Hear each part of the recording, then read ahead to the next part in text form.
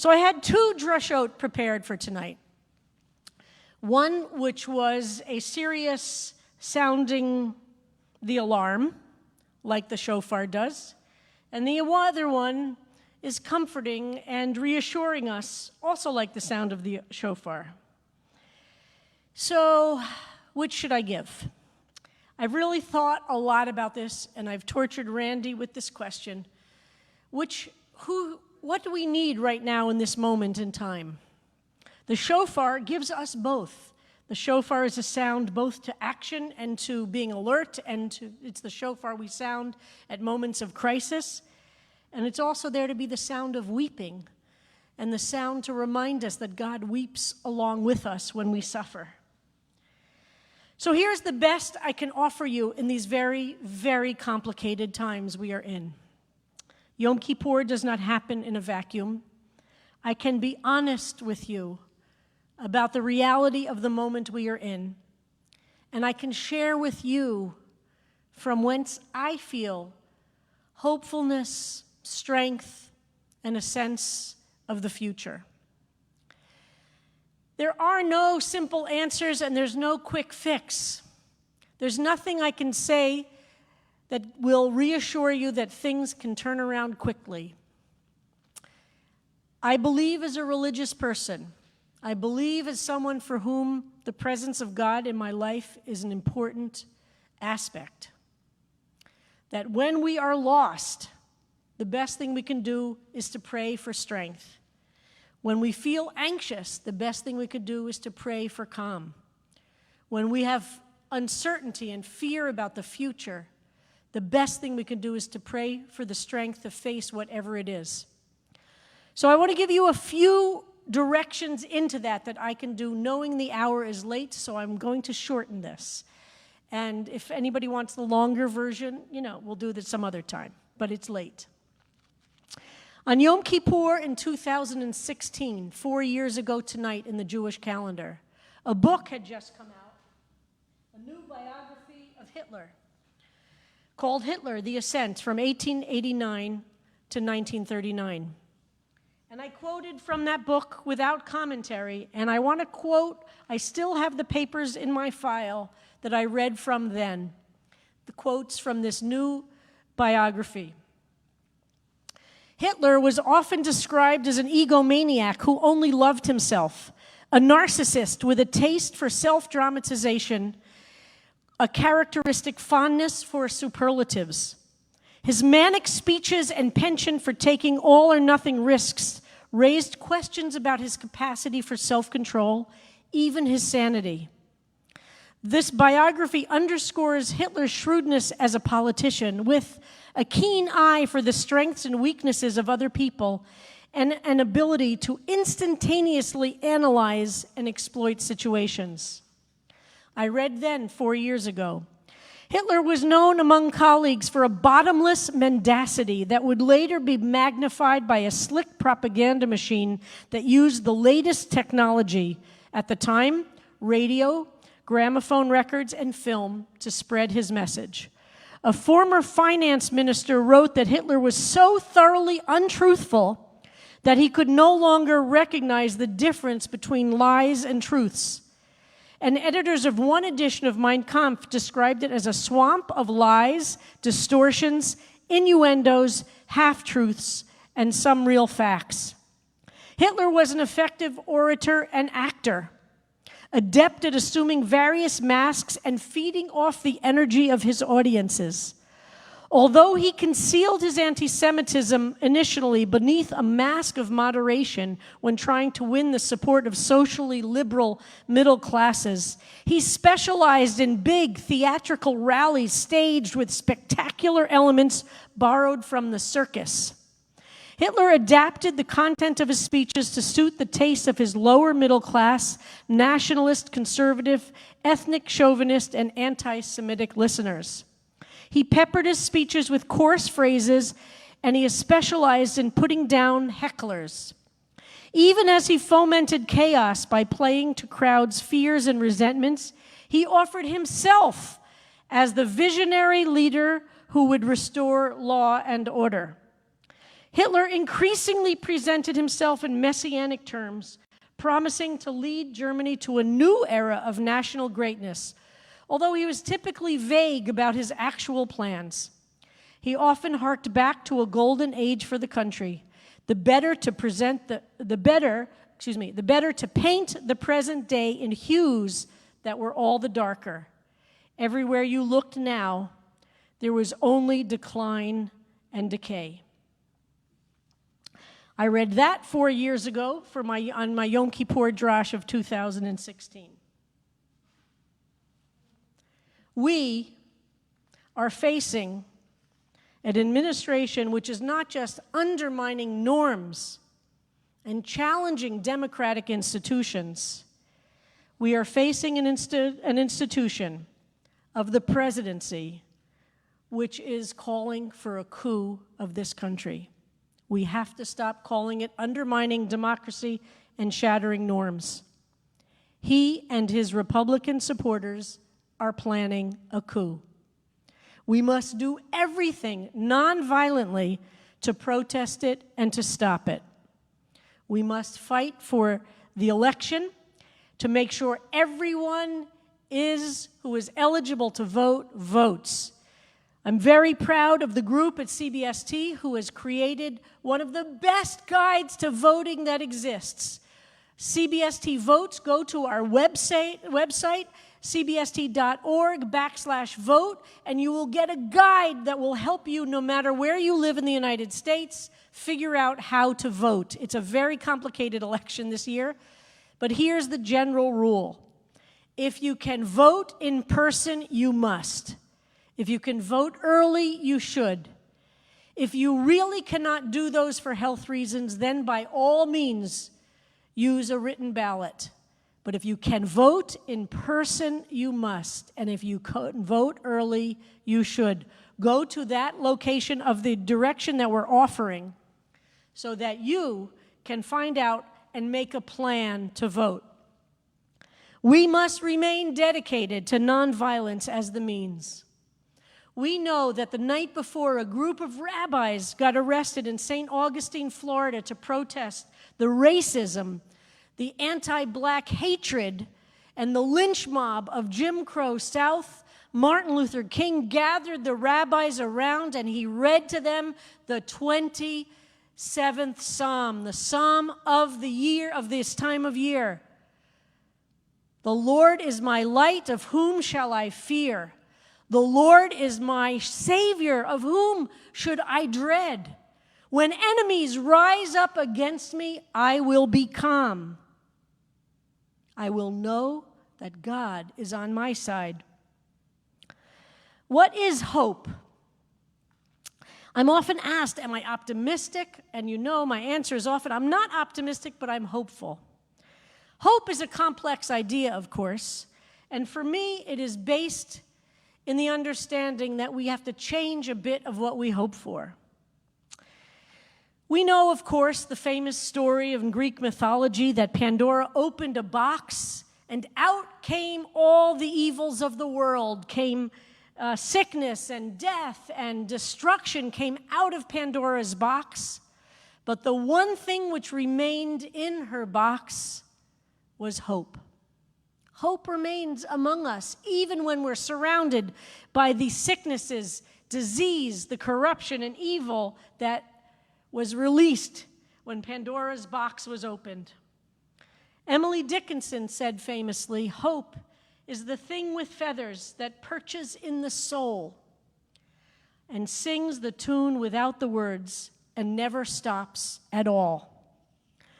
So I've been posed with this question in my mind, in my soul, my heart. How do we nourish the hope that sits in our soul? You've heard me with some of my answers, and I want to quickly give you a couple of other ones. First, I believe what I've repeated over and over again, and I must say it again tonight. Abraham Joshua Heschel said in 1944, when he was here in Cincinnati, and his family was left in Europe, and he could not get them out. He fought hard. He wrote letters. He appealed to the United States government to help get his mother and sisters out of Poland, and he could not get them out.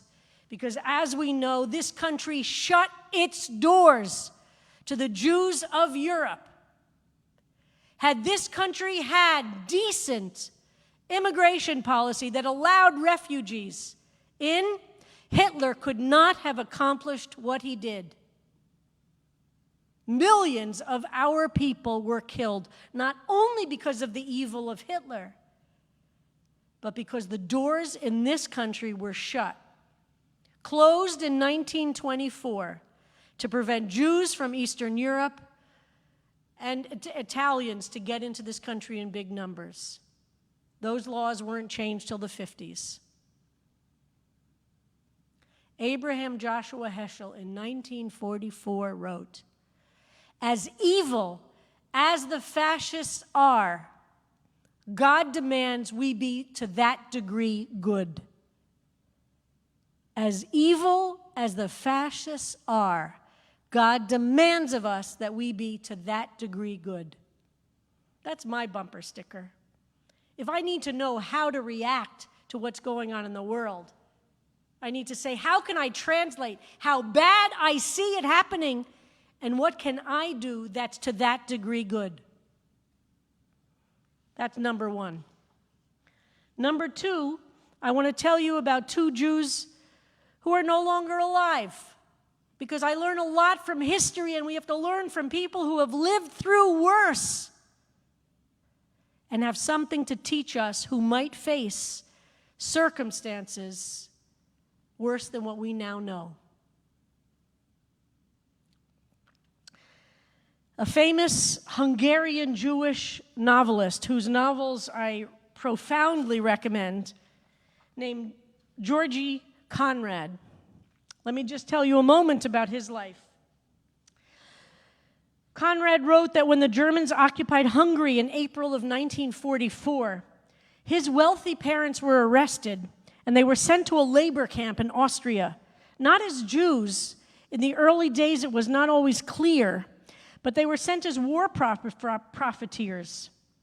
It saved their lives. Juri himself was 11 years old, and just in case, as his parents were arrested, they told him where they buried their documents and some money, and his mother had, again, just in case, sewed gold coins into his and his sister's clothes. His parents were now gone in a camp. Georgie took the documents and money to the local police chief, received stamps and their documents they would need to travel, and left with his younger sister by train to Budapest. The very next day, the Jews of his village were rounded up and sent to Auschwitz. Almost none returned. The Conrads would be the only intact Jewish family left. In May of 1944, for the next 8 weeks, the Nazis, along with the Arrow Cross Hungarian Fascist Party, first ghettoized the Jews and then started sending them to Auschwitz. The Germans and the West knew the war was over. The Germans knew they had no chance at that point to win the war. But they had not yet gone into Hungary and had not yet destroyed the Hungarian Jewish community. In 8 weeks, hundreds of thousands of Hungarian Jews were sent to Auschwitz, the last major shipment of Jews, among them members of our congregation's families. Conrad recounts the horrors of living in the Budapest ghetto. He turned his head once when his sister called his name, and just as he did so, a bullet tore through a pot of soup he was cooking. It would have gone through his head. He looked into a bakery only to find a giant stack of corpses inside. His neighbor, a youngster by the name of Mario, was shot on the banks of the Danube, and as the Iron Cross fascists, Hungarian fascists did, they would kill one member of a family, tie them to a living member of the family, and throw them both into the river to die. On our CBST trip to Budapest, we stood on the bank of the Danube River, where the most powerful Holocaust memorial I've ever been to was built by an artist, simply with empty shoes along the bank of the Danube, where tens of thousands of Jews were killed. This is a cosmopolitan, progressive city full of enlightened people. Mario, the friend of Georgie, freed himself, and being only wounded in his arm, managed to free himself from his father's corpse and crawled out of the freezing river. When an arrow-crossed Hungarian soldier saw him coming toward him, Mario was far beyond caring. "Shoot me into Danube again if you want. Jews are like cats," said the arrow-cross man. "They keep coming back to life. Here he's hardly out of the river and he gets cheeky. When it's all over, they'll have the nerve to blame it all on us."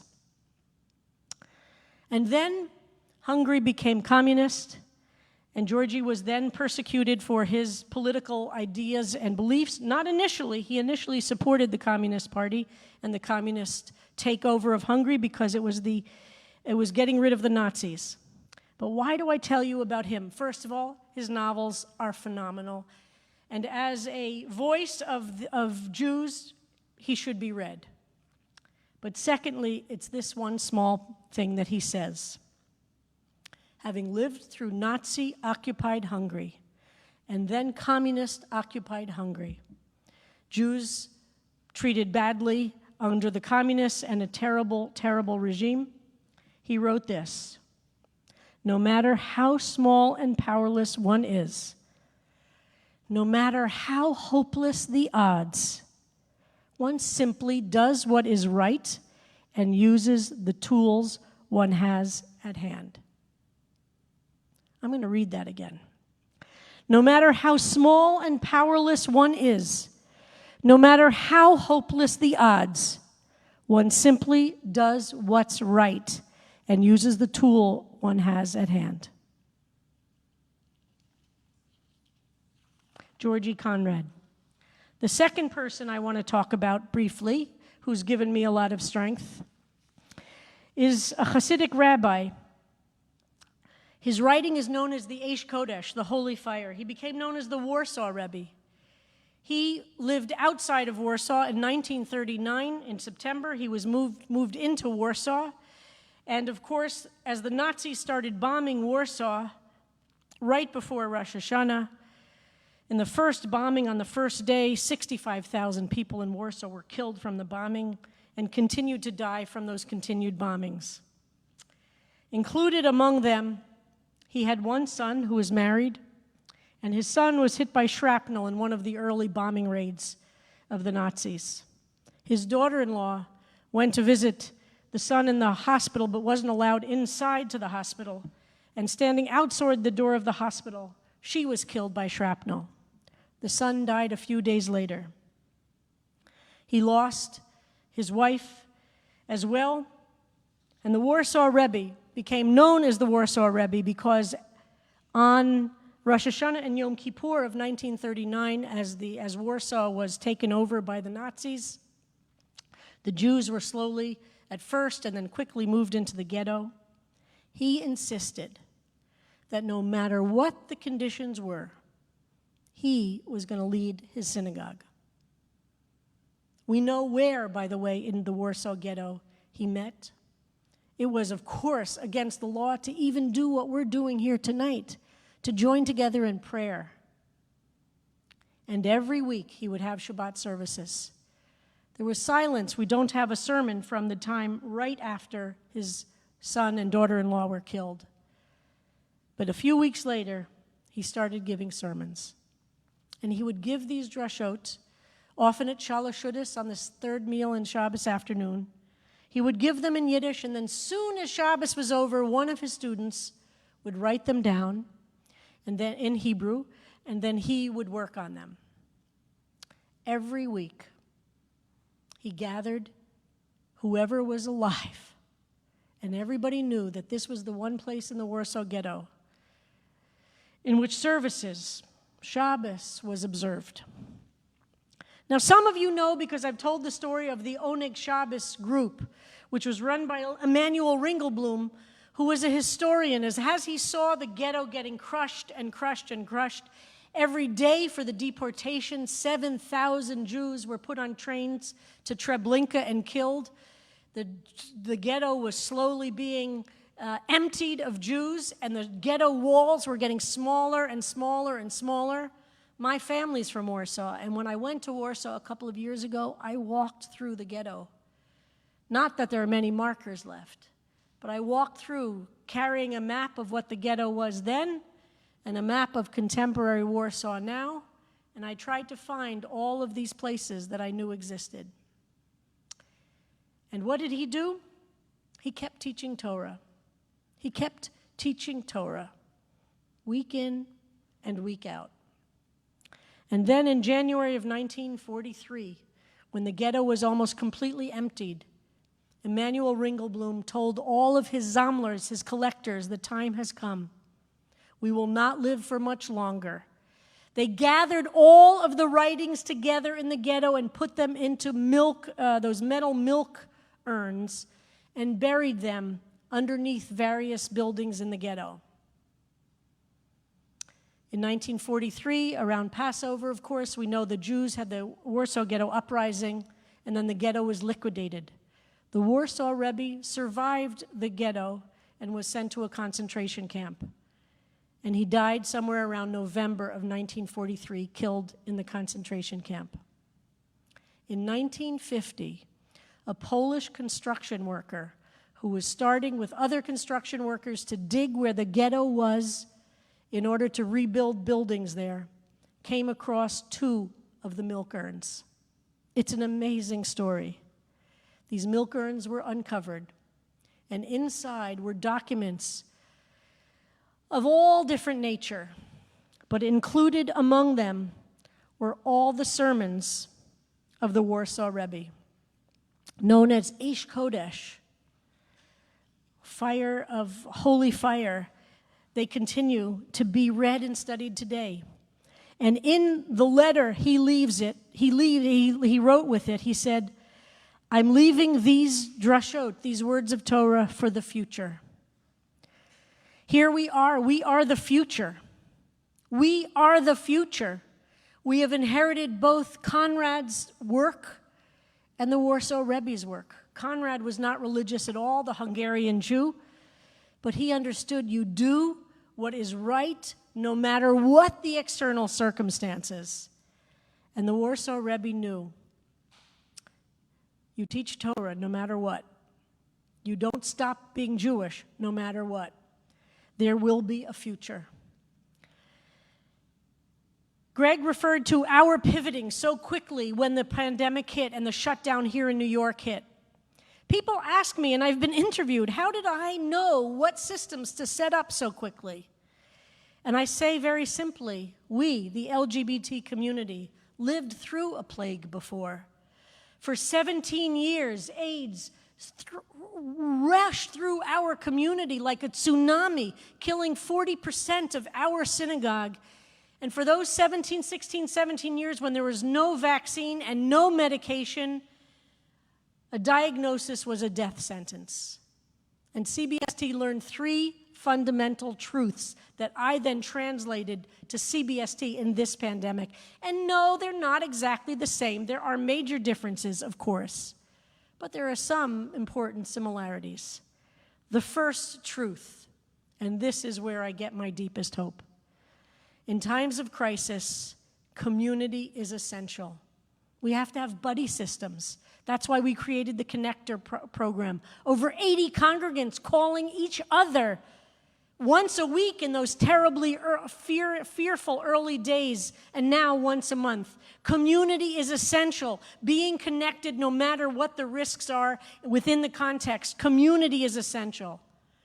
The second truth I learned that we adapted was ritual. It is essential to continue to observe Shabbos, like the Warsaw Rebbe taught. And that we could not turn Shabbos into a memorial service every Friday night for the deaths that were coming fast and furious.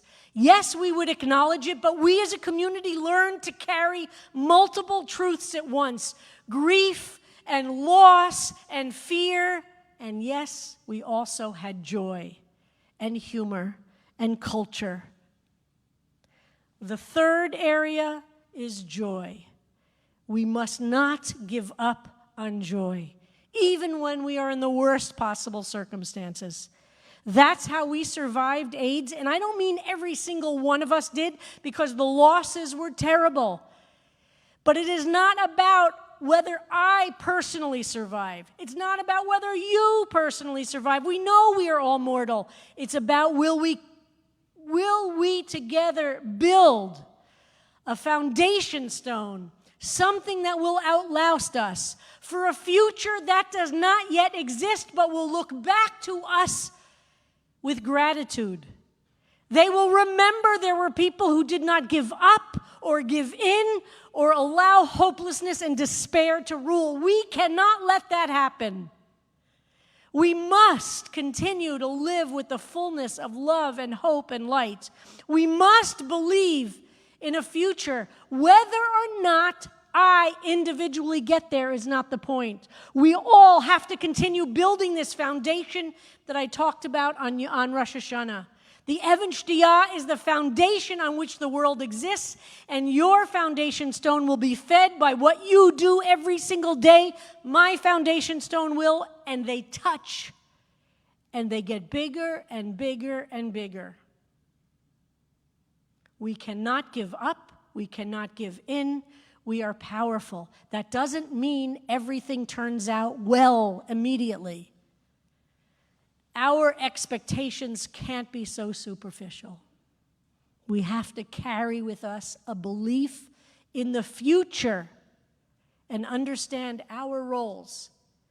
Whose shoulders do you stand on? Who do you depend on to hold you up if you think back in your life story? What did your ancestors do to get you to this point in your life? Who has reached out and lifted you up? You now must be the shoulders for the future. We must now be the shoulders on which others will stand. And we must be able to say, Hineni, here I am. And we must be here for the next generation. Not necessarily children that we've had biologically or adopted legally, but for the next generation. We who are old enough understand our strength is to provide those shoulders. Here are the children of our community to remind us we must not give up, we must stay hopeful, we must not give in, we must be the reason people believe in the goodness of humanity. Hineni.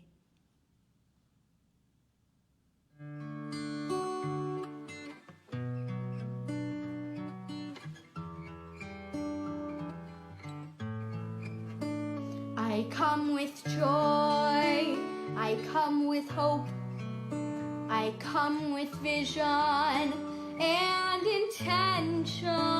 I come with prayer, I come with love, with searching and sacred questions.